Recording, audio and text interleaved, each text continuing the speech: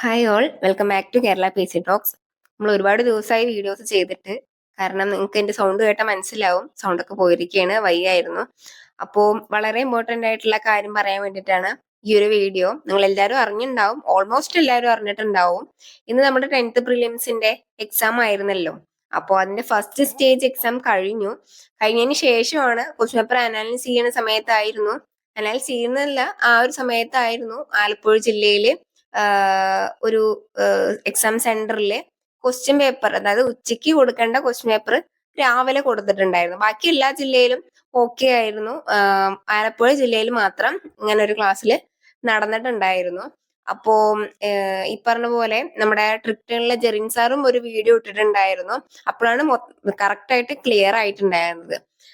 രാവിലത്തെ exam correct ആയിട്ട് നടന്നിട്ടുണ്ടായിരുന്നു. പക്ഷെ ആലപ്പുഴ ജില്ലയിൽ മാത്രം ഈ ഒരു ഇഷ്യൂ വന്നിട്ടുണ്ടായിരുന്നു. ആ കുട്ടി ഇങ്ങനെ ക്വസ്റ്റ്യൻ പേപ്പറും ഇതല്ലല്ലോ എനിക്ക് കിട്ടിയെന്ന് പറഞ്ഞിട്ട് പറഞ്ഞിട്ടുണ്ടായിരുന്നു.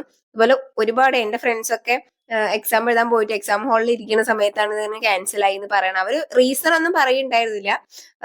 പ്രത്യേക സാഹചര്യത്താൽ എന്നൊക്കെ പറഞ്ഞിട്ട്, ഒരു സാങ്കേതിക തകരാറ് മൂലം എന്നൊക്കെ പറഞ്ഞിട്ട് എക്സാം ക്യാൻസൽ ആയി എന്ന് പറയുകയാണ്. എന്താ റീസൺ ഒന്നും പറയുണ്ടായിരുന്നില്ല, ആർക്കും അറിയുണ്ടായിരുന്നില്ല. അപ്പോഴും പഠിച്ചുകൊണ്ടിരിക്കുന്ന ഒരുപാട് പേരുണ്ടായിരുന്നു. എക്സാം സെന്ററിൽ പോയിട്ട് ലാസ്റ്റ് ടൈം ഒന്ന് നോക്കിയിട്ട് പോവാം എന്നൊക്കെ പറഞ്ഞിട്ട് ഒരുപാട് പേര് പഠിച്ചുകൊണ്ടിരിക്കുകയായിരുന്നു. എക്സാം ഹാളില് ബെല്ലടിച്ച എക്സാം സെന്റർ വരെയുണ്ട്.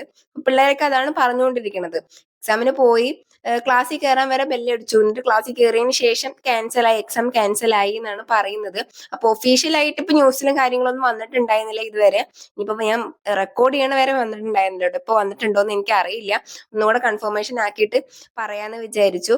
അറിയാത്തവർക്ക് വേണ്ടിയിട്ടാണ് കേട്ടോ. ഒരുപാട് പേര് അറിഞ്ഞിട്ടുണ്ട്, ഒരുപാട് പേർക്ക് എക്സാം ഉണ്ട്. അപ്പൊ ഞാൻ എക്സാം എനിക്കില്ല എന്തായാലും. അപ്പൊ എക്സാം അനാലിസിസ് വീഡിയോ നോക്കണ സമയത്തായിരുന്നു എക്സാം ക്യാൻസൽ ആയി എന്ന് അറിഞ്ഞിട്ടുണ്ടായിരുന്നു. അപ്പൊ ഒരുപാട് പേര് വിളിച്ച് ചോദിക്കും കാര്യങ്ങളൊക്കെ ചെയ്തപ്പോ ഒരു കൺഫേം ആയിരുന്നു, എക്സാം ക്യാൻസൽ ആക്കിയിട്ടുണ്ട്.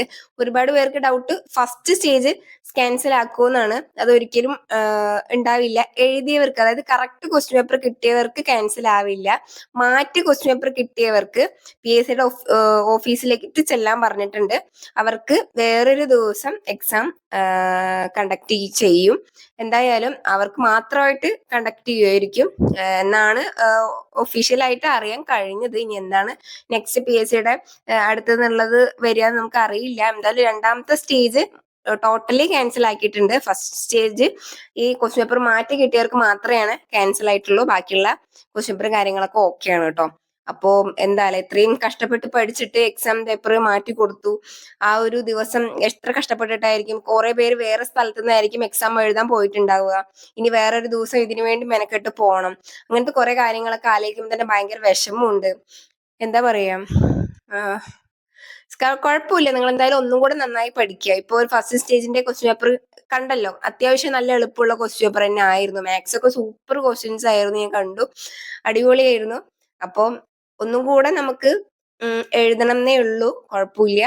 കുറച്ച് ദിവസം കൂടെ നമുക്ക് കയ്യിലുണ്ട്. അപ്പൊ ഒന്നും കൂടെ നന്നായി പഠിക്കുക. കുറെ പേര് സിലബസ് ഒന്നും തീർത്തിട്ടുണ്ടാവില്ല. അവരൊക്കെ നന്നായി സിലബസ് ഒന്നും കൂടെ കവർ ചെയ്യാൻ പറ്റുന്ന ദിവസങ്ങൾ ഉണ്ടെങ്കിൽ എന്തായാലും അടുത്ത ദിവസം തന്നെ നമുക്ക് ഒരു ഡേറ്റ് കിട്ടും. അപ്പൊ ആ ഒരു ഡേറ്റിന്റെ ഉള്ളിൽ മാക്സിമം നന്നായി പഠിച്ച് അടുത്ത എക്സാമിന് കണ്ടക്ട് ചെയ്യാൻ നോക്കുക കേട്ടോ. അപ്പൊ ഈ ഒരു കാര്യം പറയാൻ വേണ്ടിയിട്ടാണ് ഈ ഒരു വീഡിയോ ചെയ്തിട്ടുള്ളത്. ഇപ്പൊ എല്ലാവരും മാക്സിമം ശ്രമിക്കുക. Okay, all the best.